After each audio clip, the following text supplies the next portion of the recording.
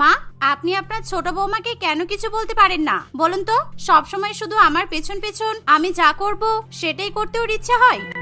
দেখো বৌমা, তুমি শুধু শুধু কেন ছোট বৌমার উপর এরকম দোষ চাপাচ্ছ?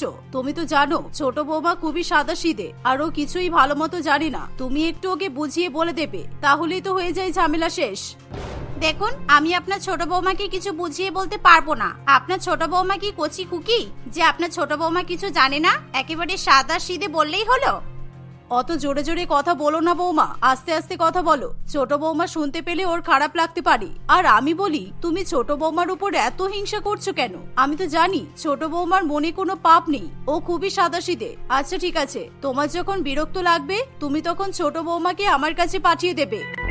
এই বলে অঞ্জলি দেবী সেখান থেকে চলে যায়। আসলে বিপাশা তার শাশুড়ি মায়ের কানে ছোট জায়ের বিরুদ্ধে বিষ ঢালার চেষ্টা করছিল।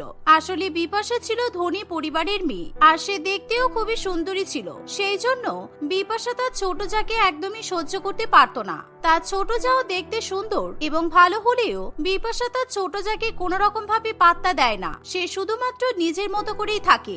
আর সোনালী ছিল খুবই সরল মনে সিধা সাদা এক মেয়ে। সে গ্রামের মেয়ে হওয়ায় খুবই নম্র ভদ্র ছিল, আর সেই জন্য বিপাশা তাকে আরোই সহ্য করতে পারে না। আসলে অঞ্জলি দেবী তার দুই বৌমাকে নিজে পছন্দ করে ছেলেদের বিয়ে দিয়ে দুই বৌমাকে বাড়িতে নিয়ে এসেছে। তাই অঞ্জলি দেবী যে তার ছোট বৌমা সোনালীকে বেশি ভালোবাসে আর বড় বৌমাকে ভালোবাসে না এমনটা নয়। আসলে ছোট বৌমা সরল সিধে সাদা হওয়ায় অঞ্জলি দেবী তাকে নিয়ে একটু বেশি পরিমাণে ভাবনা চিন্তা করে। এমনই একদিন, বৌমা থাক, তোমাকে রান্নাঘরে যেতে হবে না। আমি জানি রান্নাঘরের তুমি কোনো কিছুই ঠিক মতো জানো না। বড় বৌমাকে জিজ্ঞাসা করলেই বড় বৌমা তোমার উপর রাগ দেখাবে। আর তুমি তো গিয়ে এখন তোমার বড় জাকেই বলবে এটা কোথায় ওটা কোথায়। তার থেকে ভালো তুমি এখানেই বসো, আমি চা করে নিয়ে আসছি। এই বলে অঞ্জলি দেবী রান্নাঘরে চলে যায়। আর রান্নাঘরে গিয়ে সে নিজের জন্য এবং তার দুই বৌমার জন্য চা বানিয়ে নিয়ে আসে। মা, আপনি আপনার ছোট বৌমাকে এতটা ভালোবাসেন তা তো আমি জানতাম না। আপনি তো কখনো আমার জন্য চা বানিয়ে নিয়ে আসেন না। আজকে আপনি আপনার ছোট বৌমার জন্য চা বানিয়ে নিয়ে আসলেন। ও আচ্ছা, আমার জন্য নিয়ে এসেছেন। কিন্তু আমার একার জন্য তো আপনি কখনো রান্নাঘরে গিয়ে চা করেননি। আর আমাকে তো এরকম ভাবে বাড়ির কাজ না করে বসে আরাম করতেও বলেননি। উহ বড় বৌমা, তুমি রেগে যেও না। আমি তোমার উপর হিংসা বা রাগ কিছুই করছি না। আসলে কি বলতো, ছোট বৌমা তো কিছু জানি না। আর আমাদের বাড়িতে সব জিনিসই তো আধুনিক। ছোট বৌমা গ্রামের মেয়ে বলে ও ঠিকঠাক ভাবে কোনো কাজ করতে পারে না। একমাত্র তুমিই তো বাড়ির সমস্ত আধুনিক জিনিসপত্র ব্যবহার করতে পারো। আর আমার ছোট বৌমা তো কিছুই জানি না, তাই আমি ওকে রান্নাঘরে যেতে বারণ করলাম। তুমি কিছু মনে করো না। দিদি, তুমি আমার উপর হিংসা করছো? আচ্ছা ঠিক আছে, তাহলে মা কাল থেকে তোমার জন্য চা বানিয়ে নিয়ে আসবে। আর তুমি যদি বলো তাহলে আমিও তোমার জন্য চা বানিয়ে নিয়ে আসতে পারি। ঠিক আছে, আমি তাহলে তোমাকে চা করে দেব। থাক, তোমাকে আর কিছু বলতে হবে না। আমি তোমার চাল সবই বুঝতে পারি। সরল সিধে সাদা হওয়ার নাটক করে শাশুড়ি মাকে ঠিক পটিয়ে নিয়েছিস, তাই তো? দিদি, তুমি কি বলছো? আমি তো কিছুই বুঝতে পারছি না। আমি আবার কি নাটক করলাম? আর তাছাড়া এই বাড়িতে আবার নাটক হয় এটা তুমি জানতামই না। এই বাড়িতে কি সত্যি নাটক হয়? মা, আপনি তাহলে আমাকে এতদিন ধরে বলেননি কেন? দেখেছেন তো মা, আপনার ছোট বৌমা এতটাই বোকা যে আমার কথাটাও বুঝতে পারছে না। এই কারণেই আপনার ছোট সিধে সাদা ন্যাকা বৌমাটাকে আমার সহ্য হয় না। দূর বাবা, সকাল সকাল মুডটাই খারাপ করে দিল। এই বলে বিপাশা সেখান থেকে উঠে চলে যায় আর নিজের রুমে গিয়ে চা জল খাবার খেতে থাকে। অন্যদিকে সোনালীর শাশুড়ি মা সোনালীকে বোঝানোর চেষ্টা করে। এভাবেই দেখতে দেখতে আরো কিছুদিন কাটে। একদিন সোনালী যখন নিজের ঘরে বসেছিল তখনই সেখানে সোনালীর স্বামী সুমন চলে আসে। সোনালি, তুমি এরকম ভাবে রুমের ভিতরে ঢুকে বসে আছো কেন? কি হয়েছে তোমার? যাও রান্নাঘরে গিয়ে রান্না করো। তুমি এরকম ভাবে বসে থাকলে তোমার কাজগুলো তো মা সব করে নেবে। আর এই বয়সে মা কাজ করবে, এগুলো কিন্তু আমরা দুই ভাই একদমই সহ্য করবো না। আসলে আমার তো রান্নাঘরে কোনো কাজ নেই। সব কাজ তো মা আর তোমার বড় বৌদিই করে। আমাকে তো কোনো জিনিসে হাতে দিতে দেয় না, তাই আমি এখানে বসে আছি। আর তোমাদের বাড়িতে তো অনেক মডার্ন জিনিসপত্র আছে, আমি তো সেগুলো ঠিকঠাক ভাবে ব্যবহার করতেও জানি না। সেই জন্য আমি কোনো জিনিসে ভয়ে হাতও দিই না।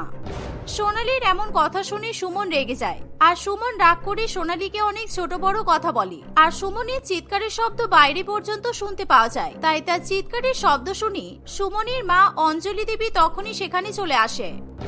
খোকা, তুই এত জোরে জোরে কেন চিৎকার করছিস? বৌমা তো ঠিকই বলেছে। আর শোন, আমি তোকে ভালোভাবে বুঝিয়ে দিচ্ছি, শুধু শুধু তুই বৌমার উপর এরকম ভাবে রাগ দেখাস না। এই বলে অঞ্জলি দেবী সুমনকে রুমের বাইরে নিয়ে যায়। দেখো কা, ছোট বৌমা খুবই সরল। আমাদের বাড়িতে তো অনেক দামি দামি জিনিস আছে, সেগুলো ছোট বৌমা ঠিকঠাক ভাবে ব্যবহার করতে জানে না। কিভাবে অন করতে হয়, কিভাবে অফ করতে হয় ওর কোনো ধারণা নেই। তাই আমি ছোট বৌমাকে কোনো জিনিসে হাত দিতে বারণ করেছি। আর জানিস তো, ছোট বৌমা একটু বেশি বেশি কথা বলে ফেলে। বড় বৌমাকে সবসময় উল্টোপাল্টা প্রশ্ন করে, আর তাই জন্য বড় বৌমাও সবসময় রেগে যায়। হ্যাঁ সুমন, মা ঠিকই বলেছে। আসলে তোমার বউকে যে তোমরা কোথা থেকে তুলে এনেছো কে জানি। এরকম সাদাসিধে মেয়ে বাড়িতে থাকা মানে শুধুমাত্র খাওয়া আর গেলা ছাড়া কোনো কাজই করতে পারবে না। এভাবে আর কতদিন বসিয়ে বসিয়ে খাওয়াবে বলো তো? ওকে যদি রান্না বান্নার কাছে ডাকি তাহলে তো তোমার বউ আমাকে হাজার প্রশ্ন করে। আমার তো পুরো মাথাটাই খারাপ করে দেয়। এই জন্যই তো আজকে আমি এতটা রেগে গেলাম। দেখো না বড় বৌদি, তুমি যদি সোনালীকে একটু ভালো মতো বুঝিয়ে ওকে একটু চালাক করে তুলতে পারো, দেখো তো। কিন্তু আমি তো অনেকবার বোঝানোর চেষ্টা করেছি, সময়ের সঙ্গে সঙ্গে সবকিছু ঠিক হয়ে যাবে। আরো কিছুদিন অপেক্ষা কর না, দেখবি ছোট বৌমা আমাদের সঙ্গে নিজেকে ঠিক মানিয়ে নেবে। তুই চিন্তা করিস না, আর এখন মাথাটা ঠান্ডা কর, কেমন? এভাবেই অঞ্জলি দেবী এবং বিপাশা সুমনকে বুঝিয়ে তাকে অফিসে পাঠিয়ে দেয়। সুমন অফিসে চলে যাওয়ার পর সোনালী তার মা এবং বড় যাকে বলে, আচ্ছা মা, আপনার ছোট ছেলে সুমন এত রেগে গেল কেন? দেখুন না, আমি তো কিছুই বলিনি। সামান্য একটু কথাতে আপনার ছেলে এত রেগে গেল, আমার কি দোষ বলুন তো?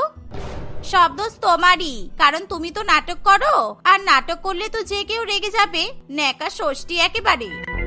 আমি আবার কি নাটক করলাম দিদি? আচ্ছা ঠিক আছে, আমি আর কোনো নাটক করব না। এবার থেকে আমি তোমার সঙ্গে রান্নাঘরে রান্না করব, ঠিক আছে? তাহলে সুমন আমার উপর রাগ করতে পারবে না।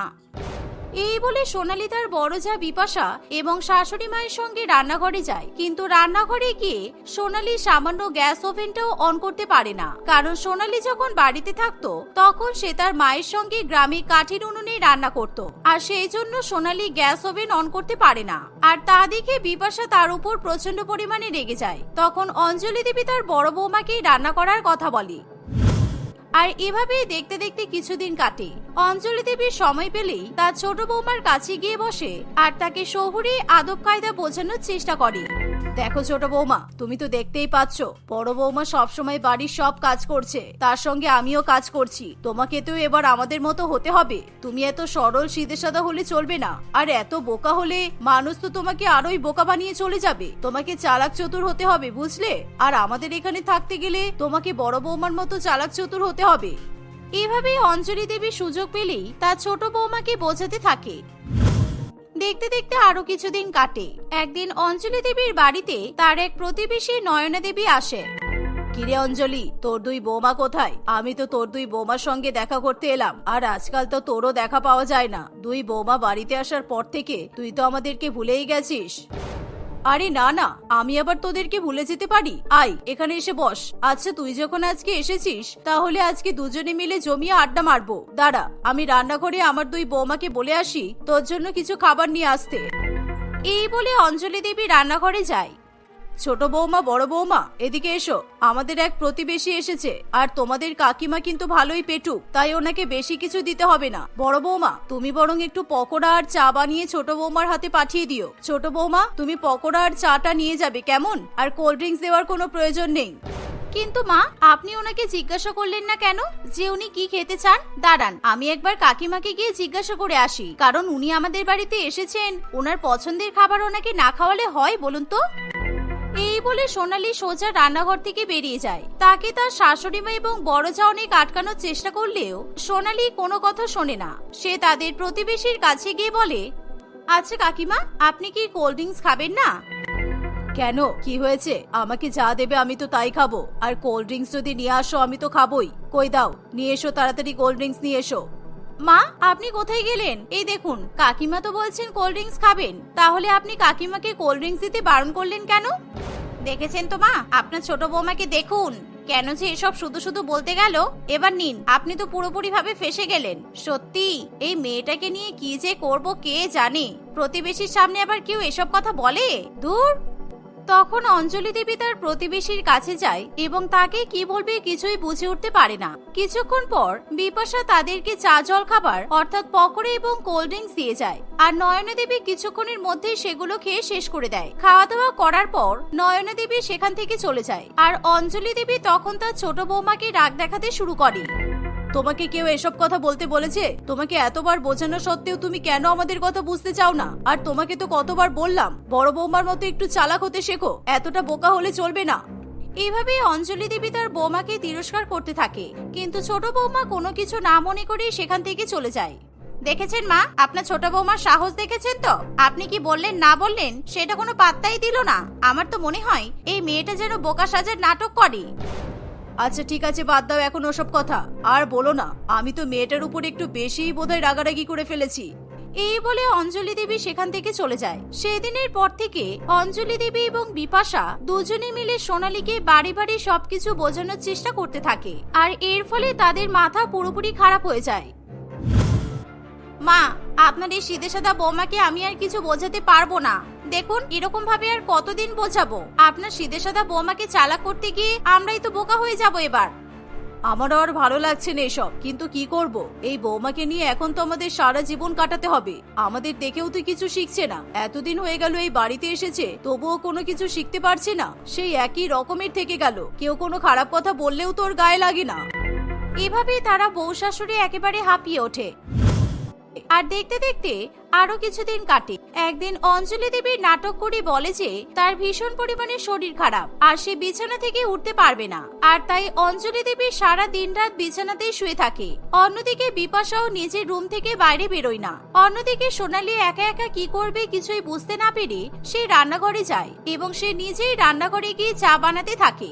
তখন সে ঠিকমতো ভালো মতো গ্যাস ওভেনটাও অন করতে পারে, আর সেটা ঠিকমতো অফও করে দেয়। এভাবে কয়েকদিন ধরে সোনালীকে বাড়ির সমস্ত কাজকর্ম একা একা করতে হয়। আর এই দেখে অঞ্জলি দেবী এবং বিপাশা খুবই রেগে যায়। তার মানে তুমি সবকিছুই জানতে, তাই তো? তুমি শুধু শুধু বোকা হওয়ার নাটক করতে। এই কদিন তুমি বাড়ির সমস্ত কাজকর্ম ঠিকঠাক ভাবে করলে কিভাবে বলো তো? আসলে আমাকে ক্ষমা করে দাও তোমরা, আমাকে ক্ষমা করে দিন মা।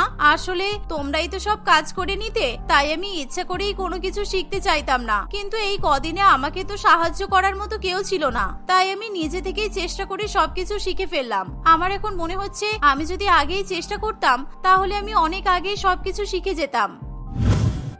আর তখন থেকে বিপাশাও তার ছোট জায়ের সঙ্গে কোনো রকম খারাপ ব্যবহার করে না। এভাবেই তারা দুই বউ মিলেমিশে সংসার করতে থাকে।